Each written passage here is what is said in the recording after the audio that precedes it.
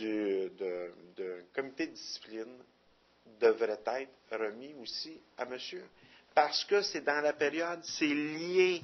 Le problème disciplinaire et le harcèlement sont liés l'un et l'autre. Alors, il a droit de savoir, afin de contre-interroger, ce que M. Scott peut avoir dit, parce que si on a procédé en dessous du code de profession, bien, il doit y avoir des débats, il doit y avoir des transcriptions, donc il peut y avoir accès. Là, je pense que dans... Pardon? C'est pas ça qui est arrivé. La plainte a été rejetée au niveau du syndic. En tout cas, je ne sais pas. Ce qui est important, c'est de savoir jusqu'où ça a été. Si on présente une requête en divulgation, il faut savoir si ça existe. Première des choses. Alors, il faut savoir si ça existe. Monsieur Bédard, moi, je suis prête à rendre ma décision. Je vais vous demander de vous asseoir. Ce que vous dites, c'est pas ça qui est arrivé. Celui-là, vous pourrez juger. Attendez de savoir si c'est vraiment ça qui est arrivé. Parce que c'est pas parce que M. Scott l'écrit dans sa déclaration que c'est ça qui est arrivé. Est-ce que vous connaissez M. Scott personnellement? Monsieur Bédard, alors, je vais vous demander de vous asseoir. Il devrait fournir les éléments. Et de toute façon, je vais en faire part au jury. Monsieur Bédard, je vais vous demander de vous asseoir. Alors, sur la requête en divulgation de preuves, il y a 3 éléments devant moi. En fait, il y en a 4. Il y a la question d'un compte de bail de M. Scott. La poursuite a déclaré s'être informée auprès de M. Scott s'il avait encore ce compte-là. M. Scott ne l'a plus. Est-ce qu'il n'est pas en possession de la poursuite n'a pas à le divulguer dans ce contexte-là.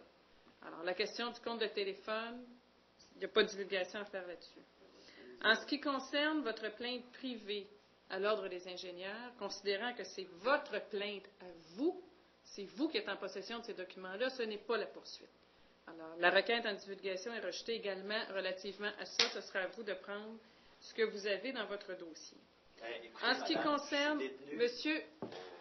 Je suis détenu. Monsieur Bédard... Je suis détenu depuis le trottoir d'avant. Monsieur Bédard, je m'excuse, mais je vais parler par-dessus vous si vous ne voulez pas m'écouter, puis c'est la décision qui vous concerne. On met des gens de hauteur, non? Non, j'accepte pas ça.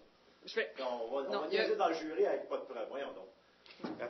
J'ai une ordonnance de la juge Cohen. Monsieur Bédard. Il n'y a pas d'ordonnance de la juge. Vous renversez la décision de la juge Cohen? On va régler la question de la juge Cohen. La situation de la preuve, Cohen. ça a été réglé, là. Non, monsieur Bédard, si vous ne calmez pas, je vais vous envoyer dans les cellules. Ben là, écoutez, là.